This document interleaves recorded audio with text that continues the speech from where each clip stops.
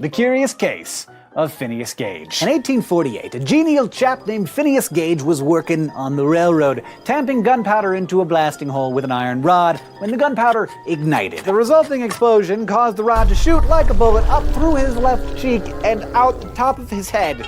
There's brain in between those two places, by the way. Amazingly, he stood up after the accident and walked over to a cart, described what had happened, and then they drove him back to his house, all while he was conscious. So the doctor came to examine him, and refused to believe that a rod had in fact passed through his head. Understandably. Until Phineas started coughing, and an amount of brain that the doctor described as a teacupful fell out of his head.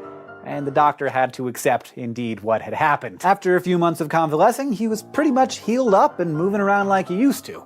But some of his friends were saying that Phineas was no longer himself. Yes, he had his memories and mental abilities, and he walked and talked and looked the same, minus an eyeball. But whereas the old Phineas was mild-mannered and soft-spoken, the post-spike to the brain Phineas was surly and mean-spirited and vulgar. People started to describe him as no longer Gage. Phineas moved away from America, the scientific establishment lost contact with him, and 12 years later, after a series of seizures, he died at the age of 36. Phineas is a great, if extreme, example of how function is localized in the brain and how physical biological factors can be reflected in psychological ways. Of course, he's also